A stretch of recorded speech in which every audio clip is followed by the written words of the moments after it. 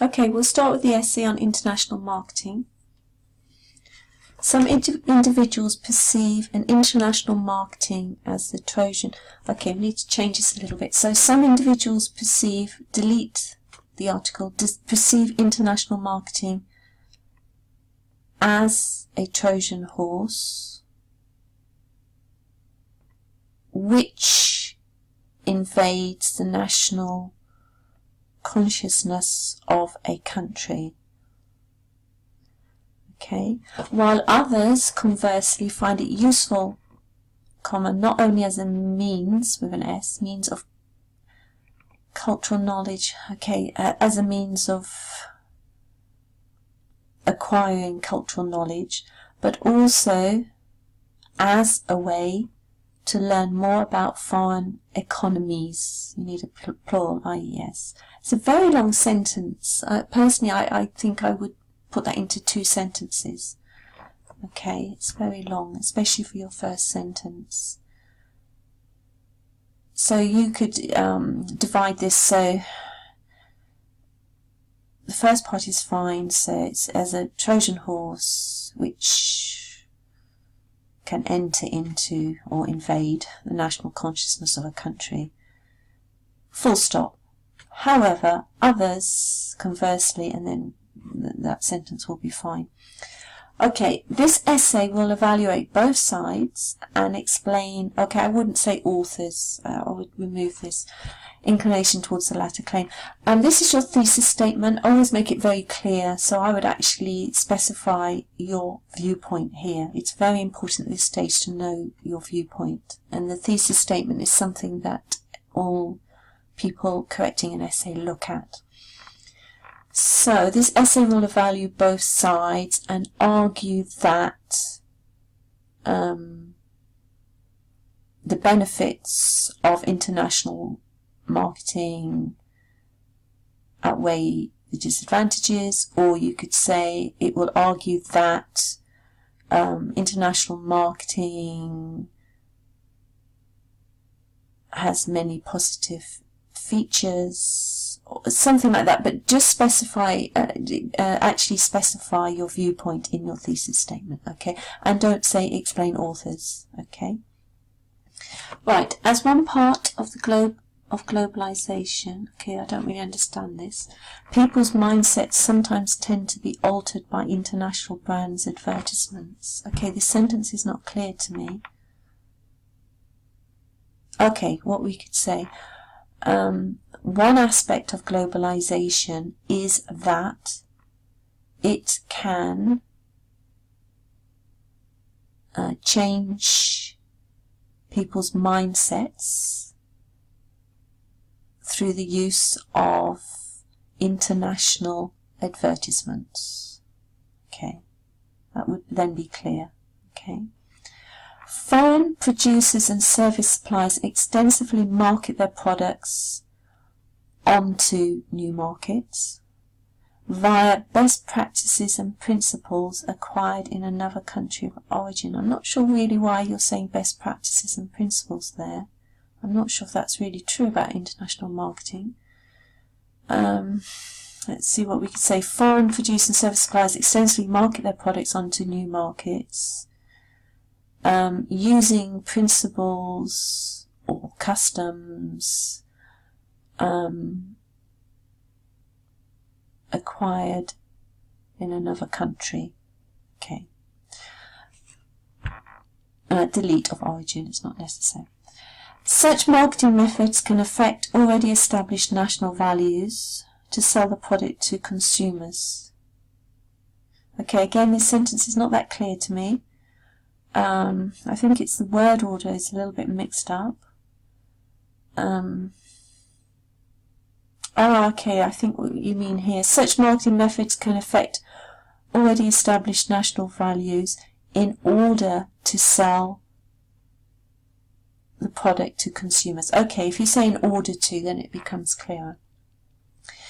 In North Korea, delete the. So in North Korea, American burgers, for example, were not, subject-verb agreement there because you're saying burgers, it's plural, were not a popular choice among Koreans before fast food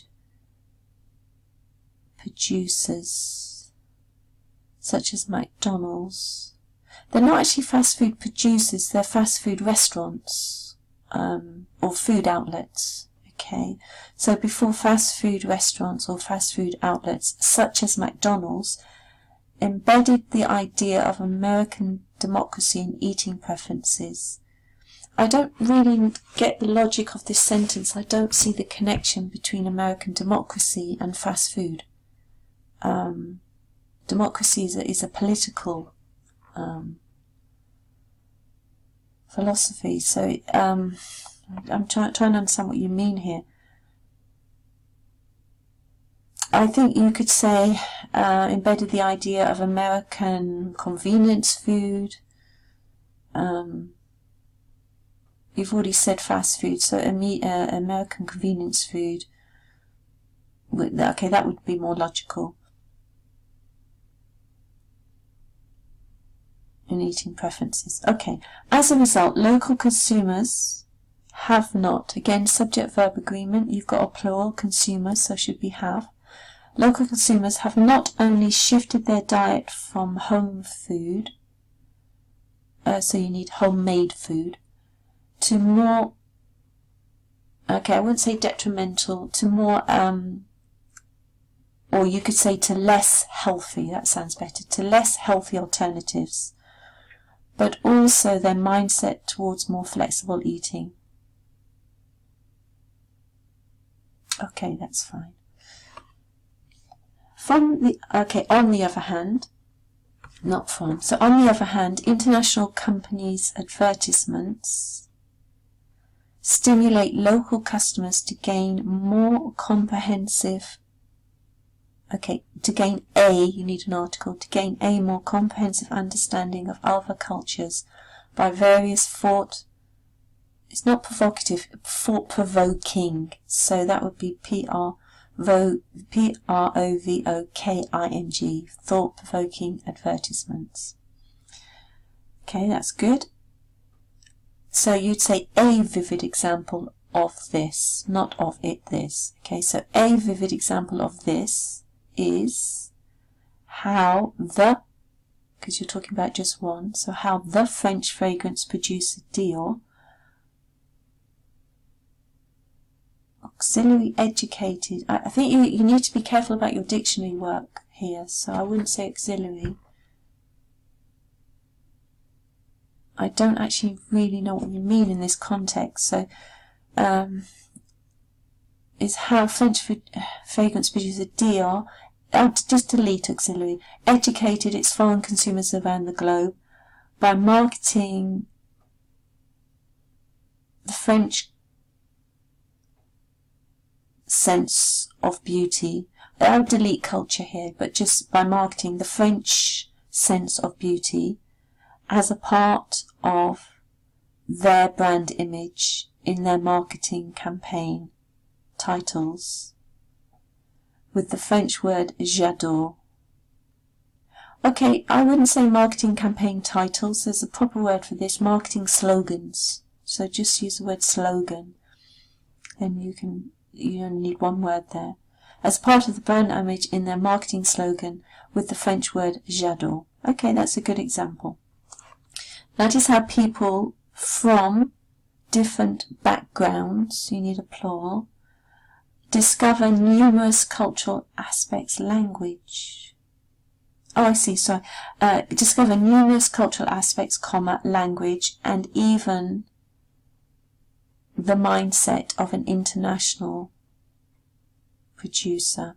I wouldn't say producer, I'd say an international company or a multinational company. That would sound better there. Okay.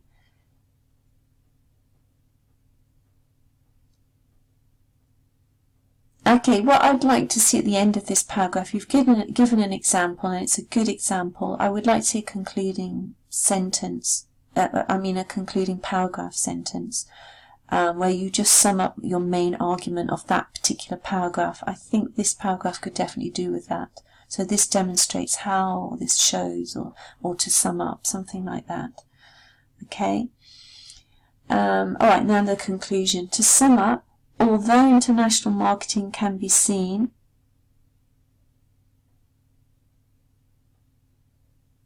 as a hostile practice by many nations,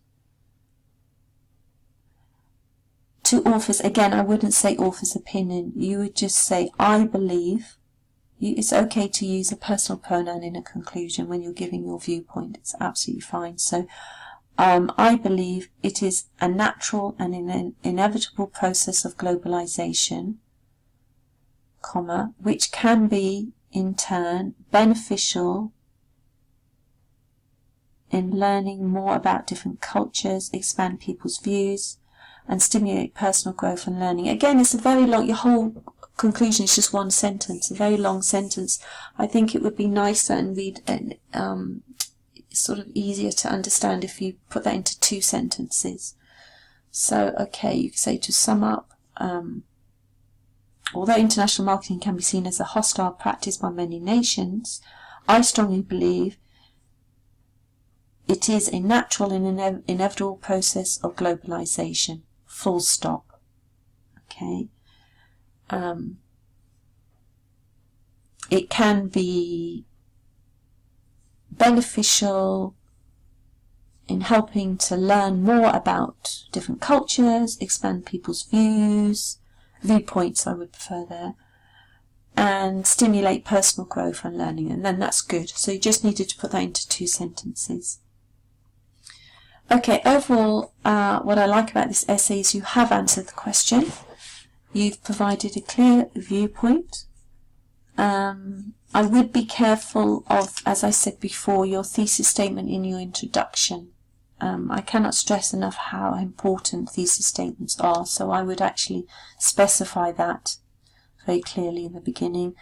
The other thing to watch out for in your writing, you have a tendency to write over long sentences and try to put too much information to one sentence. You did that in your introductory sentence, and you did that in your conclusion. So don't try to throw too much information to one sentence. It's much nicer for the reader to separate your ideas.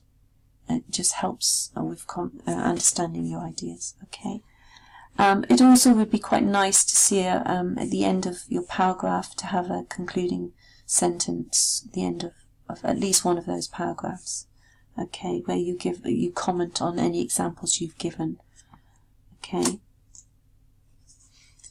But overall, well done, you have answered the question. Okay, we'll now look at the letter about staying with a host family in the UK. Dear Mr. and Mrs. Willington, good. My name is Asset and I'm writing to you with regards to the advertisement I have applied on, okay, this becomes unclear here, on your host family in the UK. So, let's shorten that. I'm writing to you with regards to the advertisement, or your advertisement, on your host family in the UK website, okay? And delete the rest. I'm planning to visit the UK with the English and Homestays programme in Liverpool. You don't need to say in the Liverpool city, just in Liverpool, comma, where you are located. I want to enhance my English language skills, and for this purpose I'm in active search for a host family. Just to make that sound a bit more natural, I'd say I want to enhance my English language skills, and this is why I am looking for a host family. Okay, that just sounds more natural. I'm living and working in Almaty now, and this will be my first visit, for my first time visiting England. That's fine. As, delete the, we don't use articles with cities, so as Liverpool is in the north of the country, no need for a capital N there, north of the country, comma, I thought it might still be chilly, even during the summer season. You need an article. Could you kindly suggest what type of clothes I would need most of the time? Now here you need to connect this a little bit. You could say, for example, whether it needs to be just a jacket or a warm coat. Now you said it, but clothes is plural, so whether I should bring just, I would say, for example, whether I should bring just a jacket or a warm coat. Okay. I also would like to rent a car and drive to the nearest cities and wonder whether my foreign driving license would be valid. Okay, that's a good sentence. I have received your conditional offer upon my request on the website, for what I'm thanking you. Okay, we need to change this a little bit. I think I would just say thank you for accepting, or thank you for your conditional offer. Full stop. You don't really need to say all the rest because it's a little bit unnecessary. Or I have received your conditional offer, for which I thank you. But it's a little bit. It's more natural simply to say thank you for your conditional offer. There was a clause that you can host if I'm going to stay during August. That's not really a clause. So I think you could say it was stated on the website that you are available to host during August. And this is when I would like to stay. Would be happy to visit you then. And I would be happy to visit you then. Okay, that sounds better. My exact time of arrival is, you don't need to write, we do say the 5th of August, we say it, but you don't need to write it, so just put, my exact time of arrival is, just write 5th August at 2 p.m. local time. Look forward to seeing you soon. Yours faithfully, Asset. Just a little point there. Yours faithfully, we use that when we don't know the names of the people, but you do. You've put here Mr. and Mrs. Willington, so you would actually say yours sincerely. Okay. Yours faithfully is used when you start with dear sir or dear madam. Okay. All right. Well done. You fulfill the task. You've gone through all the main things. You introduced yourself, you asked them some interesting questions, and you gave your time of arrival. So you have fulfilled the task. Well done.